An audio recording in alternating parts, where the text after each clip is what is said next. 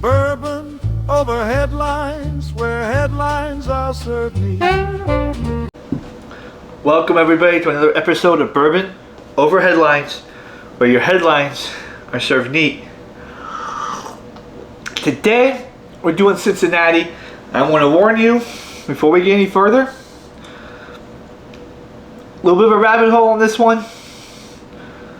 So be prepared. A little bit of a rabbit hole. So I'll give you a heads up when that rabbit hole starts to happen. Alright? But first off, Cincinnati. Where did this city in Ohio, right on the Ohio River and the Licking River? Yes, I said Licking. That's the name of the river where they originally founded it. Licking in Ohio. God's name. Well, we're going to go way, way, way back in history for this one. This is named after the Roman dictator Cincinnatus. Now, a little bit about Cincinnatus. This is when Rome was still a republic. Rome was a republic, then it became an empire, and lasted 1,500 plus years. Okay? So when it was still a republic, they had a dictator. His name was Cincinnatus. Okay? This guy could have served for life, probably started the empire, but he didn't. He retired to his farm and let someone else take over. Great man. Wish we had politicians do that more. It's like, you know what? I'm done. Let me retire. Do that. I don't need the power. That's why we sort of got elections now. But neither here nor there. So, Cincinnati's called the Queen City, or Queen of the West. Now, for people who are like, why is this called the West? Okay, so, a little bit of American history. Before we bought Louisiana, anything west of the Mississippi, which is now west, okay, before we did that, okay, the West was considered Ohio, Kentucky, all that was considered the West because everything was on the East Coast. So, the West was pretty much anything west of Virginia.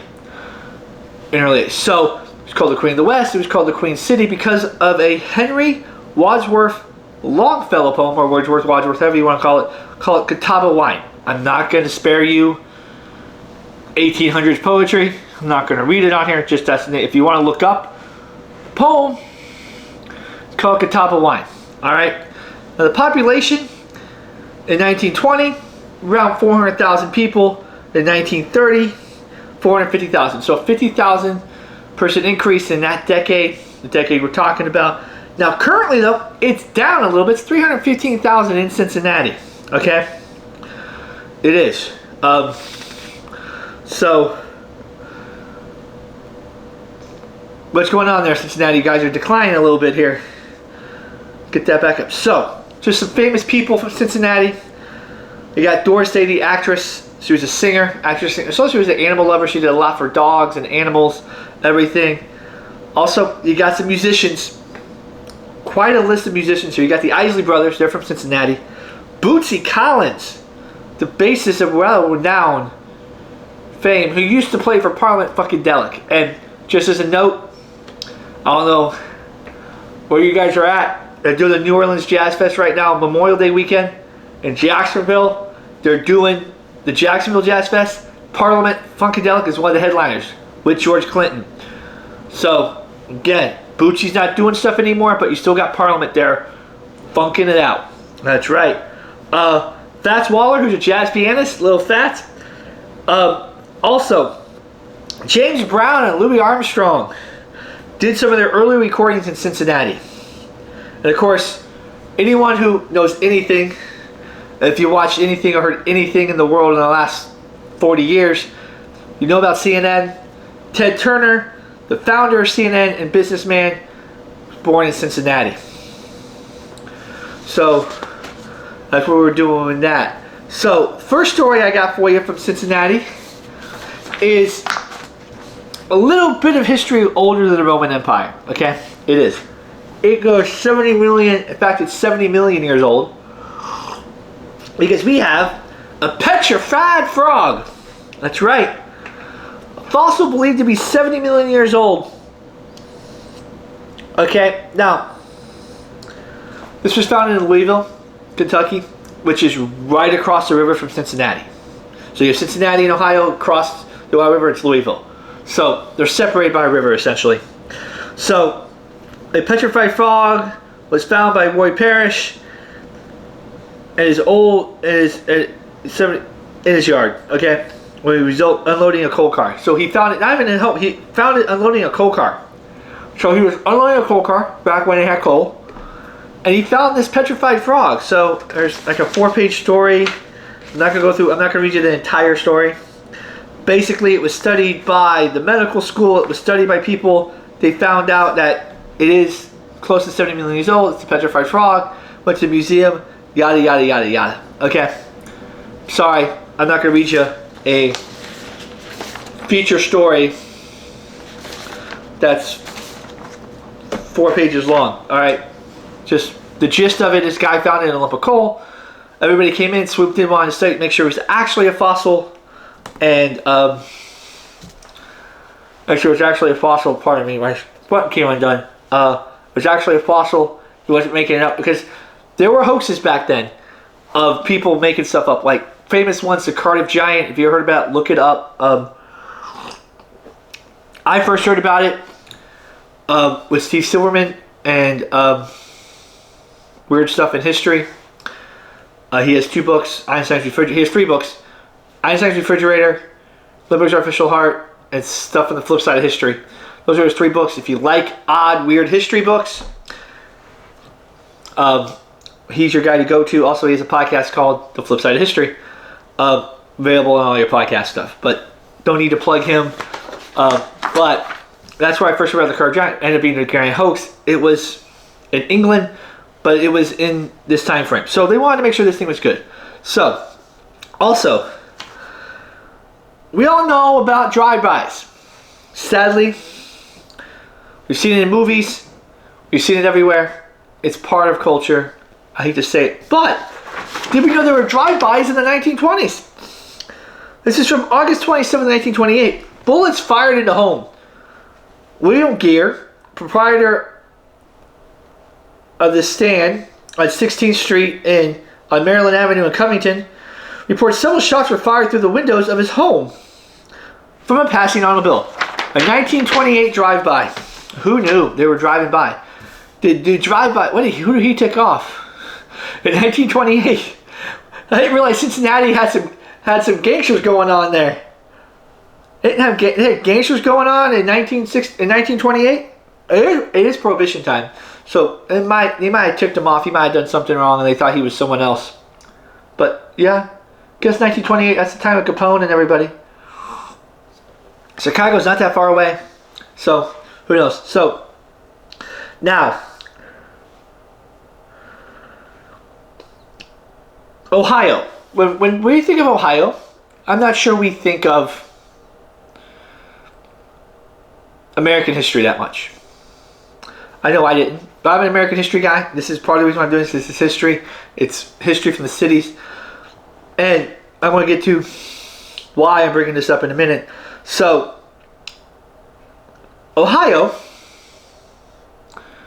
apparently, if you want to be president of the United States, go to Ohio. Because Ohio, besides Virginia, had the most presidents ever elected. Now, found a story about one of the most famous people ever from Cincinnati, Ohio. And that is William Howard Taft. Okay? So, William Howard Taft's very interesting. We're going to start with Taft, and we're going to briefly go over the rest of the presidents. So William Howard Taft, early 1900s, Chief Justice in the 1920s of the United States Supreme Court. That's right.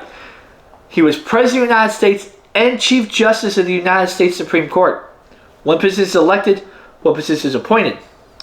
Only guy in history to be elected to become President of the United States and to be a justice along with being Chief Justice of the United States Supreme Court. Guy didn't want to be president. He wanted to be a judge. He wanted to be on the Supreme Court. That was his lifelong dream. That's what he did. He got there, but he happened to be president first. Okay, he's from Cincinnati, Ohio. So arguably saying, Chief Justice Taft, 71, gains vigor with advancing years. The guy was very optimistic.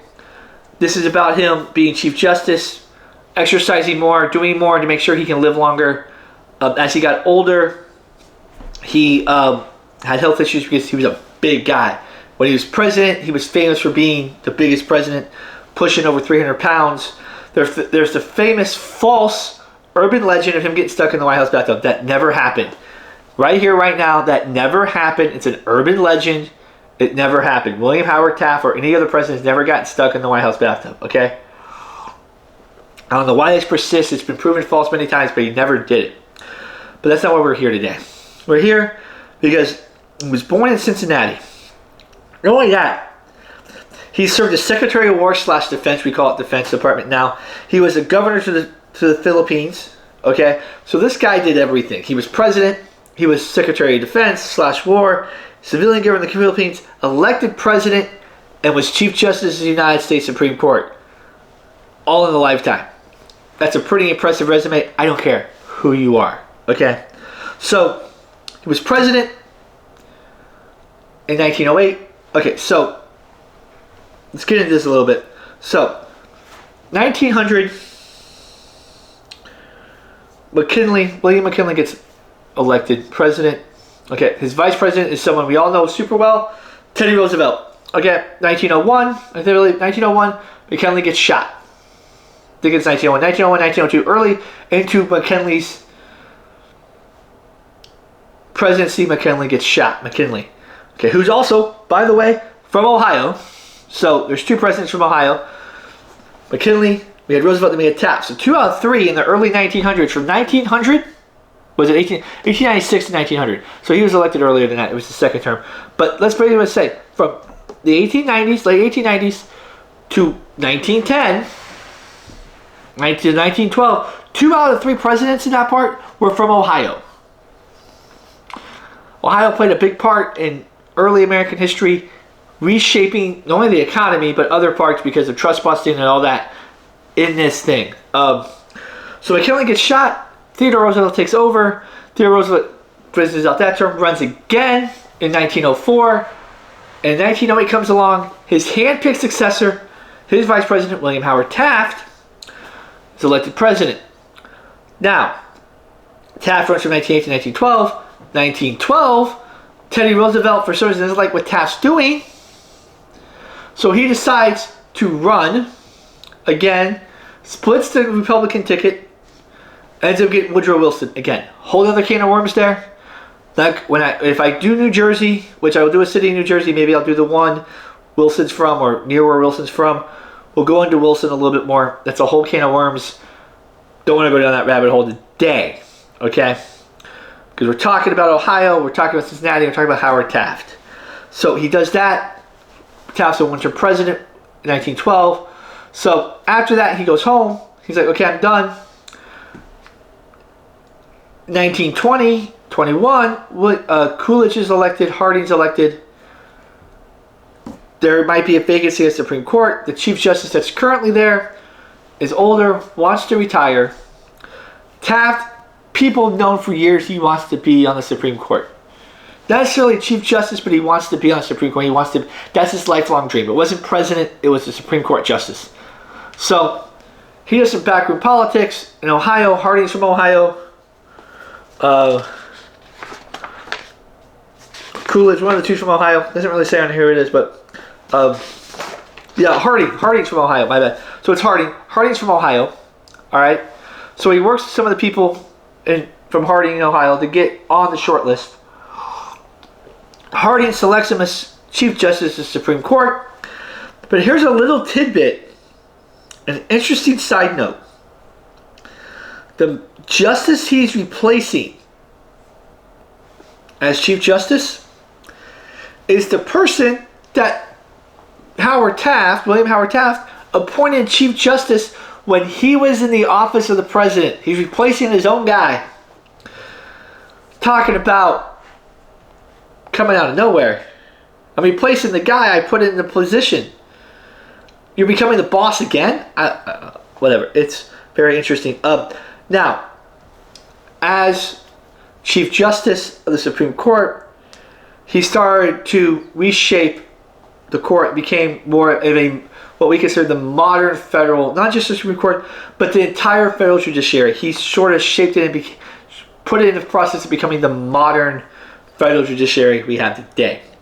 He advocated for a more robust and streamlined federal court system. He pushed to hire more judges, federal judges. There was a backlog everywhere, including the Supreme Court. He wanted more federal judges hired. Get through this backlog. A lot of this backlog stemmed from stuff happening in World War One. A lot of lawsuits, a lot of federal stuff with manufacturers, everything, and it was just backlog. He's like, let's hire more federal judges. Let's get more of your federal judges done. Get them up there. Let's get this backlog out of the way. So he streamlined it, made the process easier and everything. Also,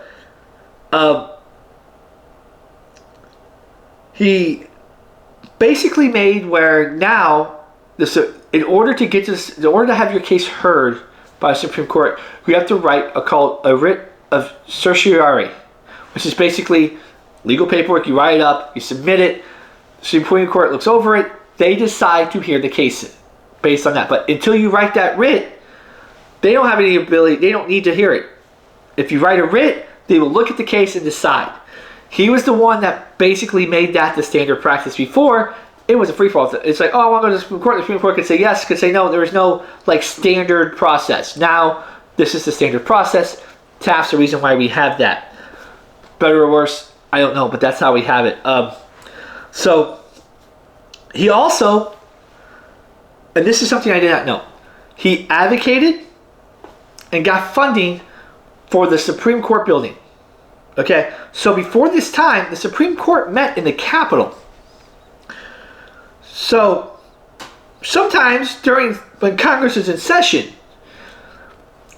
sounds a little intermingling there. The Supreme Court's meeting is over here, Congress is meeting over here. You sure they don't talk to each other? He said we need our own building that's completely away from the Congress, completely away from everything else. We can do our own stuff. No one's in our ear saying anything. We have our own offices, our own chambers. We can sit there and discuss among ourselves without any outside influence in our own building. Sadly, he did not get to see the building started and completed. He died before that could happen. He died in 1931. The building was completed, I think, in 35. So he did not get a chance to do that, but he got the funding secured before he died. Okay? So basically, the article that started this was Chief Justice Taft, age 71,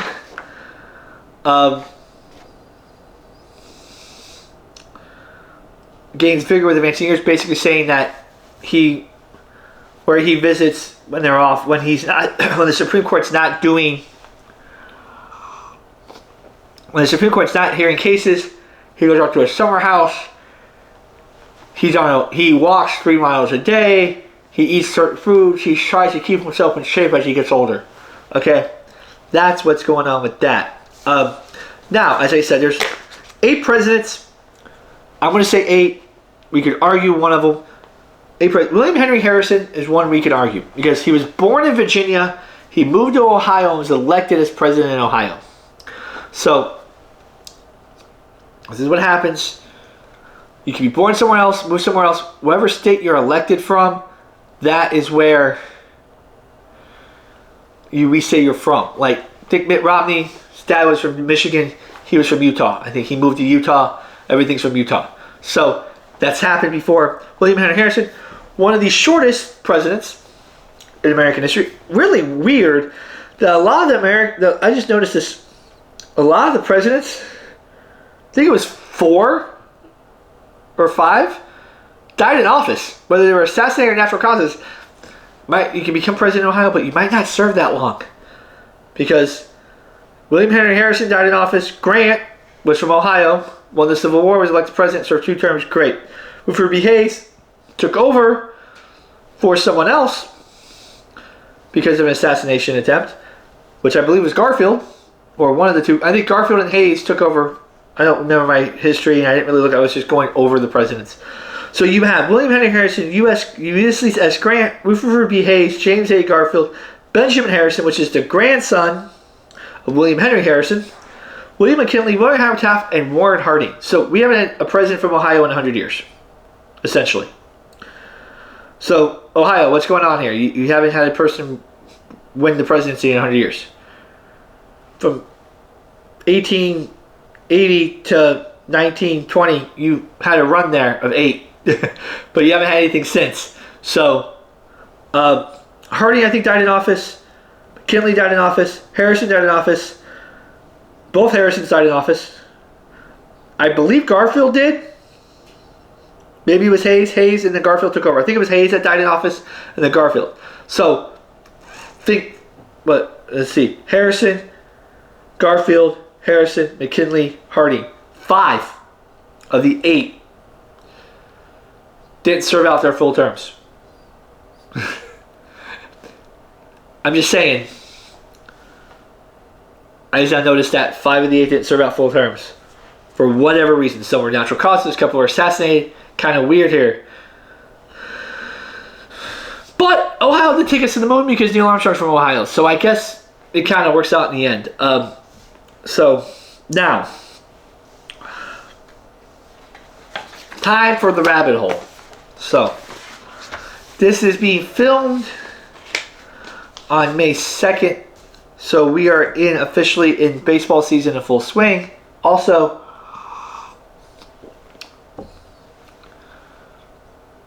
there's been some issues in the sporting world. If you don't follow sports, I get you. Everybody has their own thing. But recently, there's been an uptick, apparently, in athletes gambling on sports, which for years and years and years was a no-no. We have the college quarterback who is being investigated and possibly won't be able to play college football again because he bet on his team and bet on other football games while he was playing on one of these daily, I think it was FanDuel or whatever they're called, fantasy sports apps, okay? We also have former basketball players and basketball coaches being investigated by the feds for illegally gambling.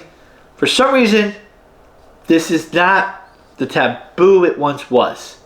But there's one sport where they will crack down no matter what if you gamble, and that's baseball. And we're going down a rabbit hole today.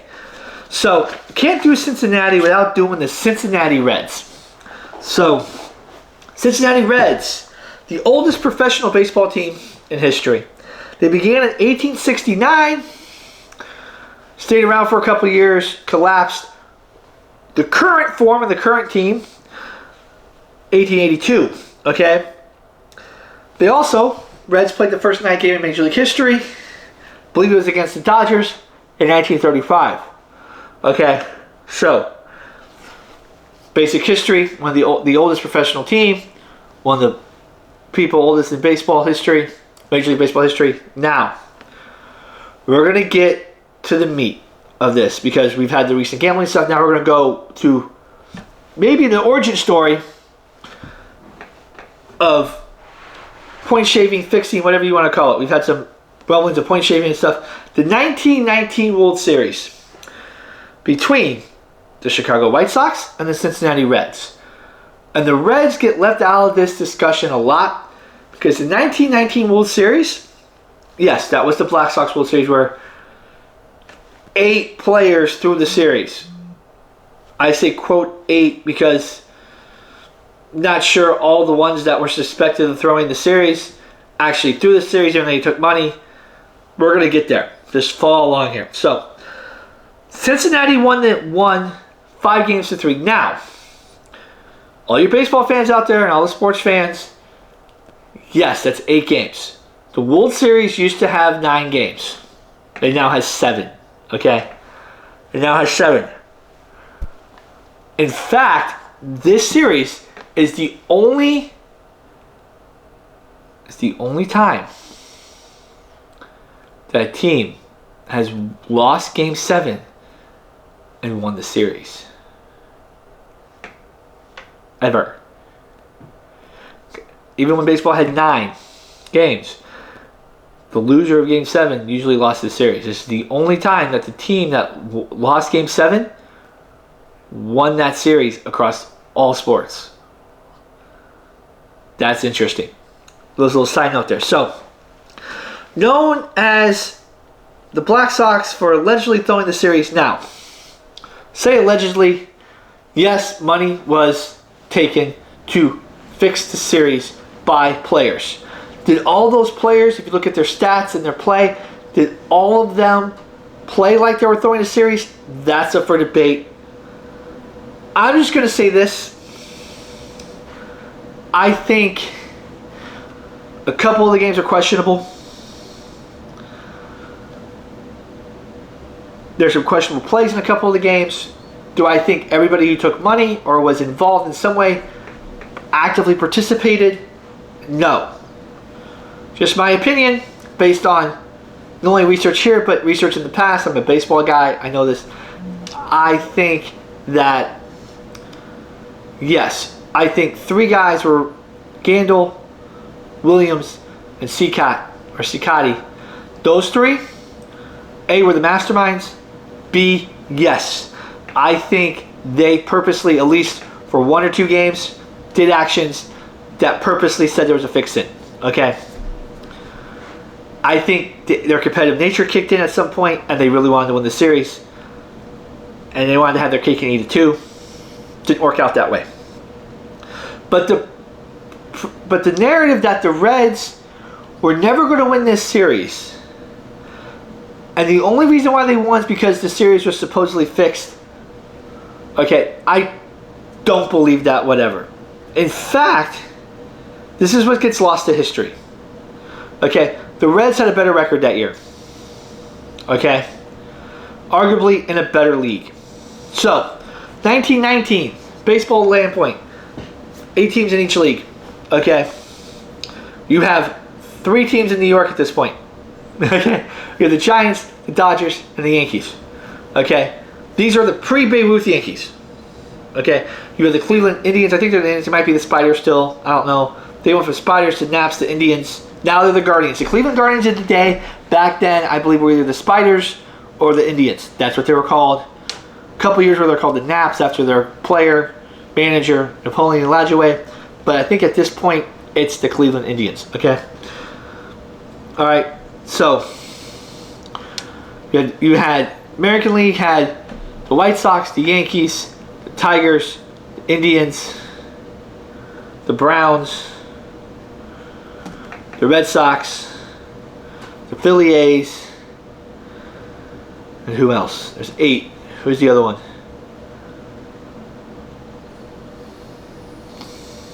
Another team. I don't remember. National League had the Giants, the Dodgers, the Reds, the Cardinals, the Boston Braves,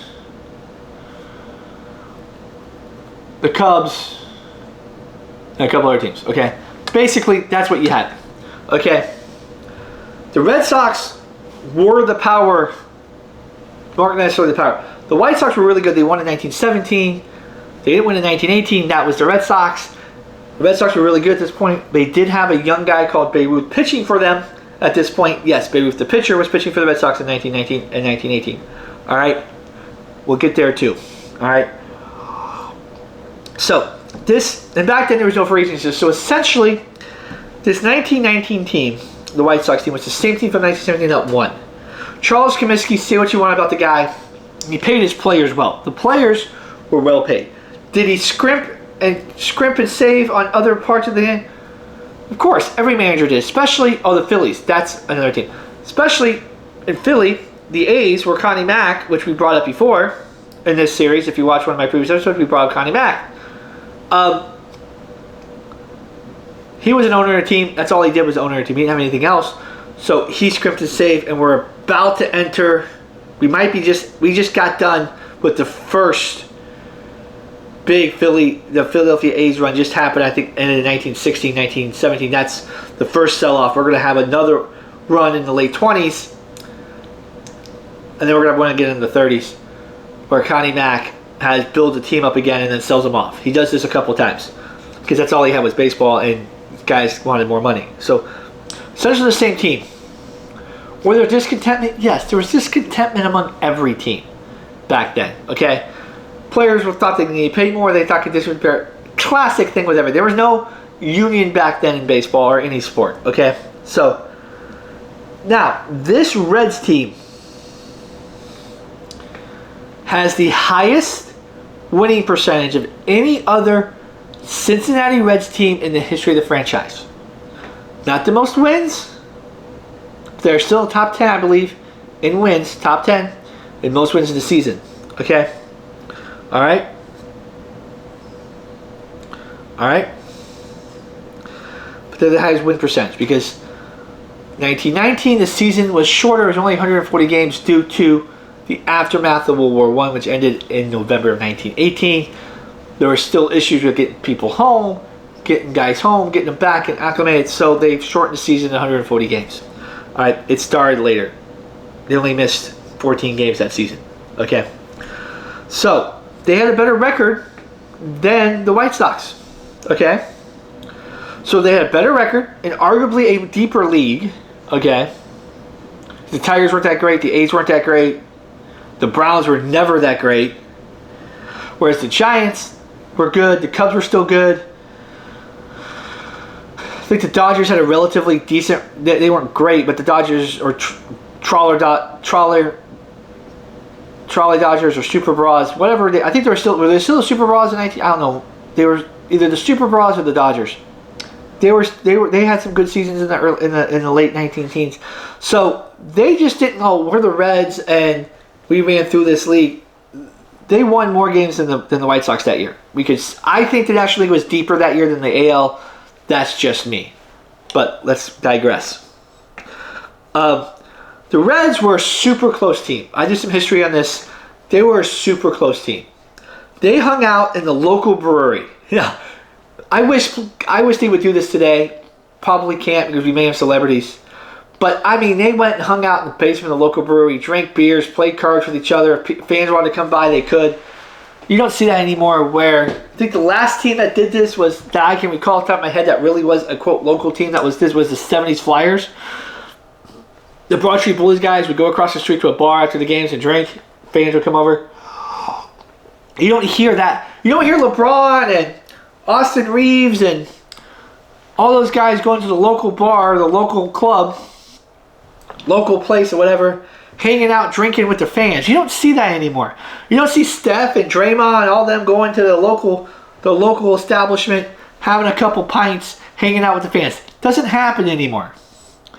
You don't see Aaron Judge and Ben Rice or Shohei and Freddie Freeman and Kyle Tucker and everybody else on the Dodgers going to the local... It's LA. Go to the local bar. Go to a bar Sinatra went to. Hang out. You don't see that. You don't see them hanging out with fans anymore. It's a shame.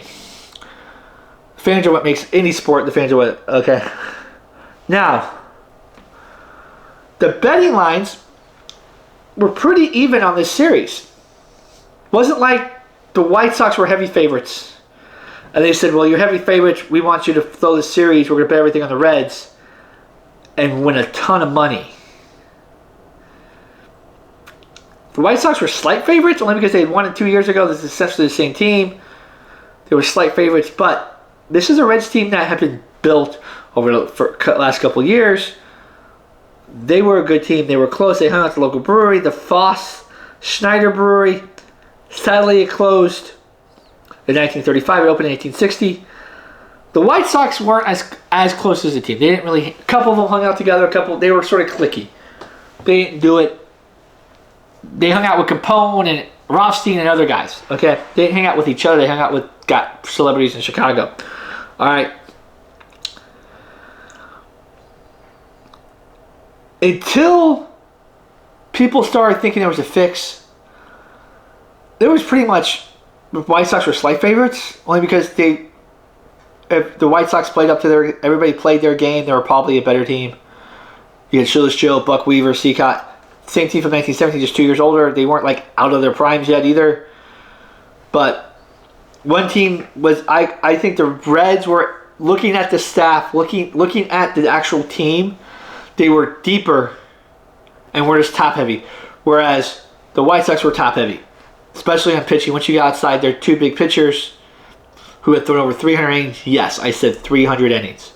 If you know anything about baseball, if a starting pitcher throws 150 innings in today's game, it's like, oh my God, what happened? He threw 150 innings. Back then, you threw 250, 260, 300 innings a year, easily. That was like the norm. Not every 300, but 250 to 300, somewhere in that range. That was the norm, unless you missed half your starts because of whatever. If you made every start, you pitched 250 to 300 innings. That's just the way it was. Unless you were just horrible and you had a horrible game where you allowed 6 runs in 2 innings or 10 runs in an inning and they took you out. You pitched pretty much every game, every inning, and there was no pitch counts back then. And these guys had 15, 20, 15, 10, 15, 10 to 15 year careers, if not longer, playing effective. So, sorry. Soapbox time. Pitchers can throw 200 plus innings. Starting pitchers can throw 9 innings a game, throw 200 plus innings a year, and have successful long careers. It's been done from the moment baseball has started. Stop with the stupid pitch counts. Stop with taking these guys out after the first sign. Oh my God, there's 2 guys on. There's nobody out. We're going to take them out. Stop doing that. Stop. Teach them how to pitch. Let them learn how to pitch. Have them do their jobs. Off soapbox. Back to the story. Okay. My personal soapbox. But. Okay. So. This is my rabbit hole. We'll never know if the Reds would have won that series straight up. I want to say this, and I've said it earlier. I think probably 3 to 4 of the games probably weren't on the level. This is an 8-game series. I'm going to say half the games were on the level. Okay? Now, the Reds did win the series 5 games to 3. It wasn't like the White Sox got swept here. Because there was a pitcher called Kerr who wasn't on the fix that threw 2 hell of a gems. Won one, lost one. Through 2 great games. I think he won one, lost one. Okay. And if you look at how the games played out, the Reds scored a lot of their runs. Not a lot. But won some close games. After the, quote, guys who were in on the fix left, the pitchers in on the fix left the game. And they hit better stats-wise against the pitchers who weren't in on the fix than they were against the pitchers who were on the fix. So, I want to say 3 to 4 were on the level. There was issues with the money coming in. The money didn't come in right away. It came in like in game 2 or 3, so there was wondering, okay, probably the most famous name from the series, Joe Jackson, Shoeless Joe, Saying Ain't So Joe. That's where that saying came from, Saying Ain't So. Did he throw the series? We'll never know. Stats-wise, it shows he didn't. Played great defense, hit well, had the series on run, had some RBIs, played Shoeless Joe Jackson baseball. Did he take money? Evidence shows he took money. He took $5,000. Okay? Alright? Now, you have to remember, these guys, yes, they were making more than the average person, but they weren't making super a lot of money. They were making, I think Sheila showed me $6,000 in 1919. So the $5,000 to $11,000, that year was a yearly salary, one sum. I might do that too. But these aren't like 5 years later, Babe Ruth making $80,000 a year.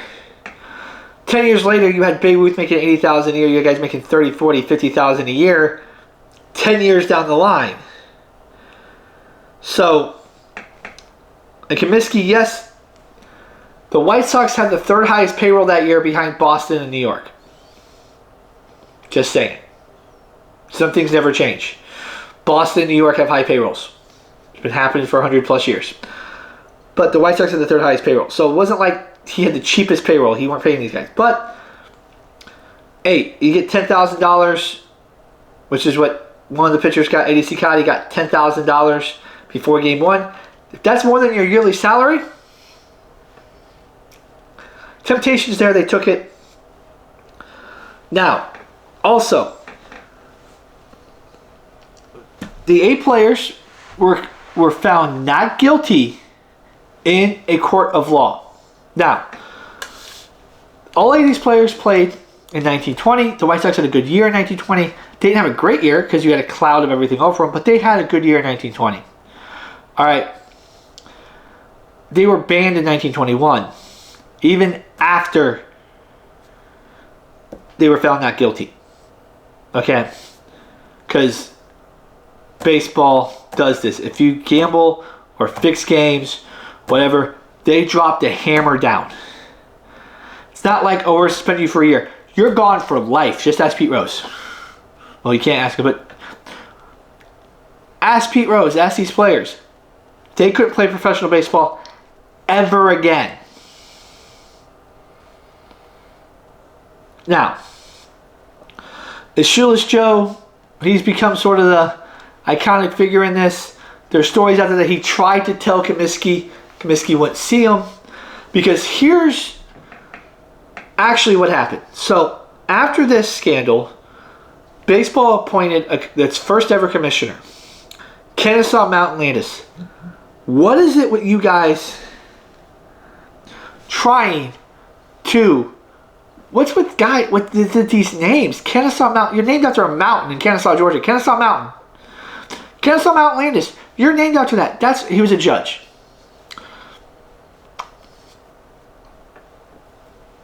He was a judge. I'm going to leave it at that. Kennesaw Mountain Landis, first commissioner. Here is the actual, paraphrasing the actual term. He banned these guys not only for fixing games, but failure to tell people that these games might be fixed. So failing to tell the president of the league or the owners of the team or someone higher up that these games could be fixed.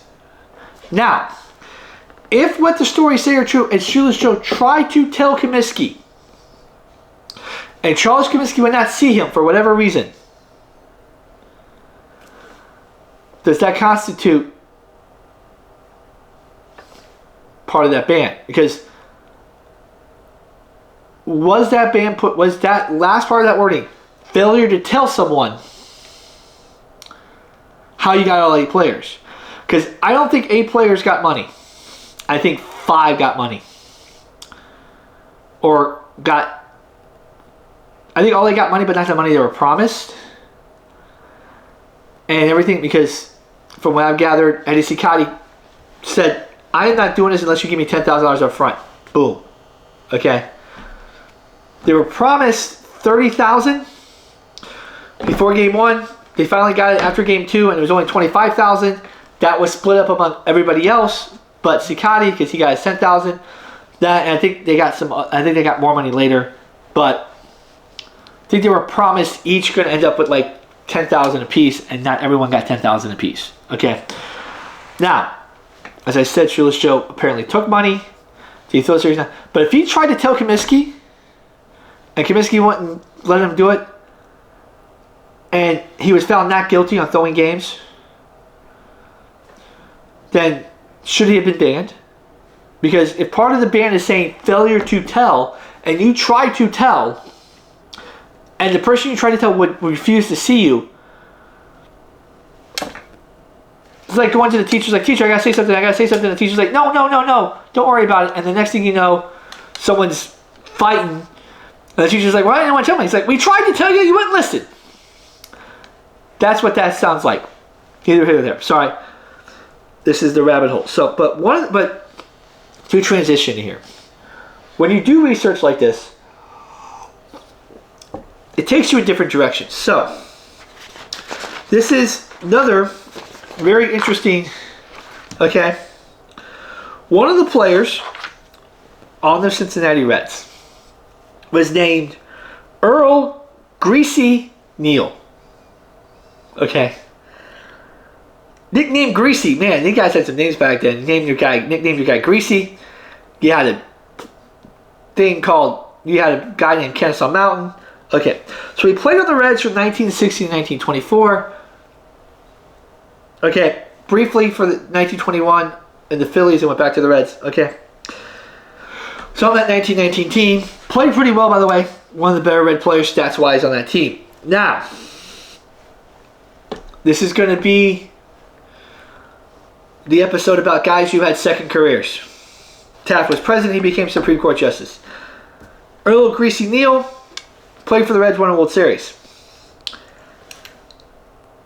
He also coached the Philadelphia Eagles.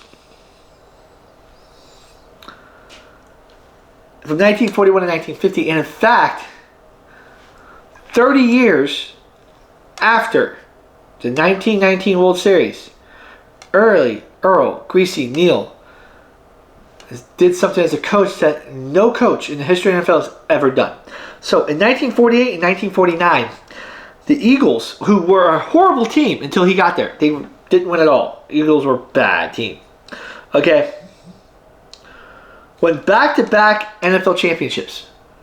What teams won that? But here's the thing.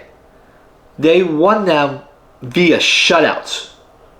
Each of those championship games, the other team did not score a point. They were both shutouts. The only time NFL champions have won back-to-back championships, and both of the games have been shutouts. The only time in history. So, but he's also the only coach, the only coach to win a World Series title, coach in the NFL. Right now, he's the only player to win a World Series title and coach in the NFL. As of right now. Dion might coach in the NFL. But, as of right now, he's the only guy, not only just to coach in the NFL, but he's the only one to win a World Series champion as a player and win an NFL championship as a head coach. He was fired in 1950 via an ownership change. Now, 1950 he was fired. So, this is the Eagles. He's still fourth on the all-time Eagles win list. And he last coached in the game in 1949. Still fourth. One who was ahead of him, Andy Reid, Nick Sirianni, and Buddy Ryan. I think Buddy Ryan. Those are the three ahead of him. Okay. Now, also the best head coach of the year were from the Maxwell Club. Not one of the best head coach, NFL coach. One of the awards that the NFL can get for best coach of the year is called the Greasy Neal Award. So not only is he's got an award in there for being the best coach. Coaches get the best name of the year. So now,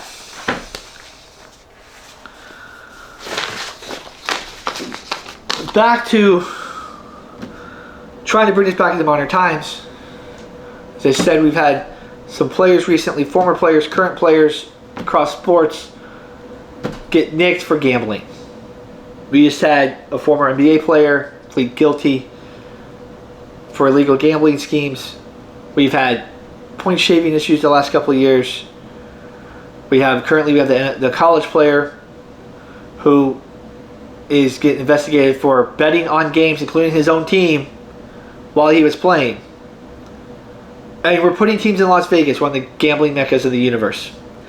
Not saying it's right or wrong, I'm just saying, do we really want our athletes, professional or otherwise, putting money down on outcomes of games and then losing big? We've had two movies. Anyone see The Longest Yard? Both of them? Well, the second one, not the first one. The first one was murder. But the second one, Adam Sandler, the remake. Why he was in jail was, and the reason why he did what he did to get where he was and wasn't playing the NFL anymore is because he got into issues with the wrong people. So he had some money issues, gambling issues probably, and he had to shave some points and do some stuff to make the stats look good on certain games. We have a movie made about this, and it's happening in real life. So, Cincinnati and Ohio, the land of Doris Day, William Howard Taft, the Cincinnati Reds, and arguably the most forgotten championship team in history of all sports, the Cincinnati Reds of 1919. So with that being said, thank you once again for tuning in. This is Bourbon Over Headlines, where your headlines are served neat. Everybody, that's pretty neat out there.